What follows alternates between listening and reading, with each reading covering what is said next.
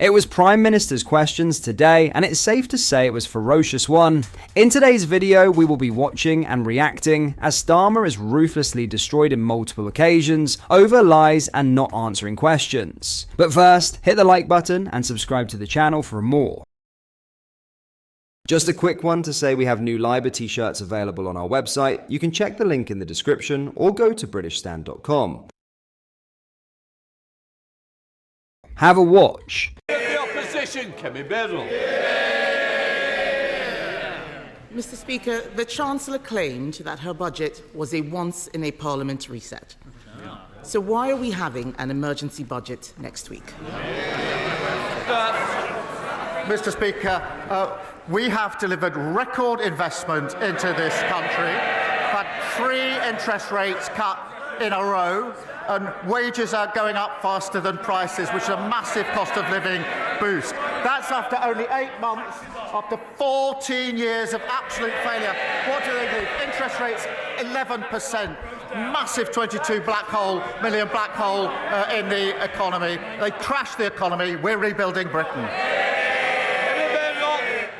Mr. Speaker, he knows why we're having an emergency budget, because since the last one, since the Chancellor delivered her budget in October, growth is down, borrowing is up, and she has destroyed business confidence. Does the Prime Minister now regret raising taxes on business? Prime Minister. Mr. Speaker, the OBR will present their numbers. There'll be a spring statement next week. But, Mr. Speaker, she still hasn't. We've got record investment into this country. Interest rates have been cut, and she talks about national insurance. We had to fill the 22 billion black hole that they left. We've invested in the NHS, in schools and public services. We're pressing on with planning, with infrastructure and regulation. But I understand the Leader of the Opposition is straight talking, so perhaps she can help us with this. Is she going to reverse the next increase? If not, what's the point? If so, what other taxes is she raising to fill the hole? One way or the other.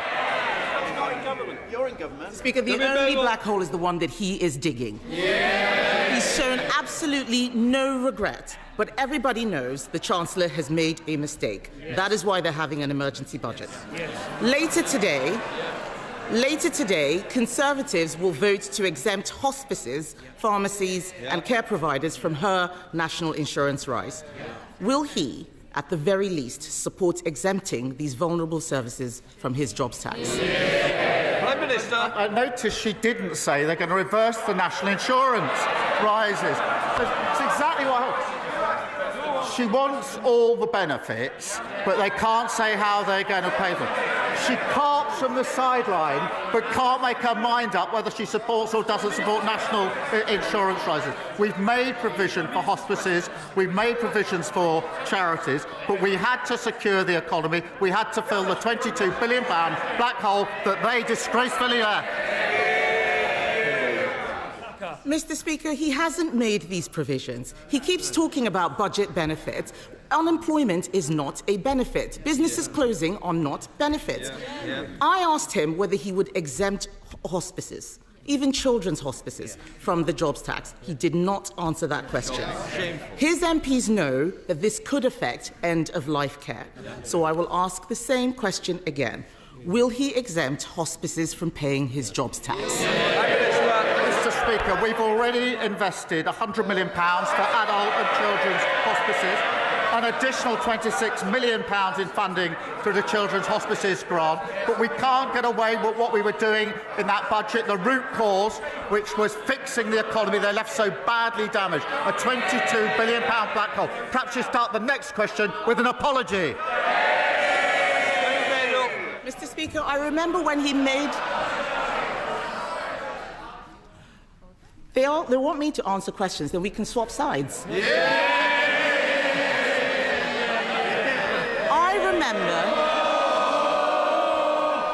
I remember when he made that announcement. He's forgotten because the money he's referring to for hospices is for buildings. It is not for the salaries hit by the jobs tax. As St. Helena Hospice in Colchester said, we cannot use this funding for salaries, which is where we need urgent help. Why is the Prime Minister not listening to hospices? Prime Minister. Mr. Speaker, I've already set out the position in relation to hospices. She says that she wants to swap sides. I mean, heaven forbid. After 14 years of breaking everything, we're getting on with the job of fixing it, and all she can do is cart from the sidelines with absolutely no policy.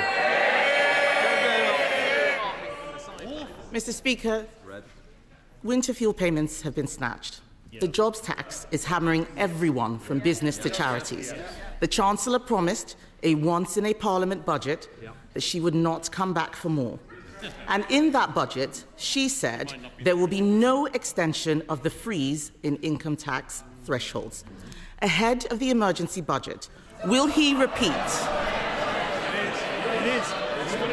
Mr. Speaker, ahead of the emergency budget, will he repeat the commitment that she made? Prime Minister. Mr. Speaker, she's got such prescriptive questions, she can't actually adapt them to the answers that I'm giving. I mean, Mr. Speaker, I think she now calls herself a Conservative realist. Well, I'm realistic about the Conservatives. The reality is they left open borders and she was the cheerleader. They crashed the economy, mortgages went through the roof, the NHS was left on its knees, and they hollowed out the armed forces. This government has already delivered 2 million extra NHS appointments, 750 breakfast clubs, record returns of people who shouldn't be here, and a fully funded increase in our defence spending. That is the difference that a Labour government makes. Lastly, Meghan Markle's success is a bitter pill for some to swallow as the Duchess prepares for a second series of her Netflix show and a new podcast. With Love Meghan, which first aired on March 4th, will return for a second season later this year, as confirmed by Netflix and the Duchess of Sussex. Meghan is also launching a new podcast, Confessions of a Female Founder, confirmed to be released on April 8th. The project, which will be launched on Lemonada, will see her have candid conversations with amazing women about the success and struggles of their businesses. Royal commentator and historian Dr. Tessa Dunlop suggested that Meghan has found success through weaponing her hate cliques. She said how the world has loved to hate on Meghan for her serialized version of perfection with Love Meghan. There is something deliciously ironic about the fact that Meghan has devised a creative strategy that weaponizes all those haters and turns their cliques into profits. Well done her. Meghan's series was initially met with largely negative reviews from UK publications. However, the 8-part series has seen success, sitting in the Netflix Global Top 10. What are your thoughts on what we discussed in today's video? Let me know down in the comment section below. If you've not yet already, make sure you do drop a like on this video and subscribe to the channel for more British content. Thank you, take care, goodbye.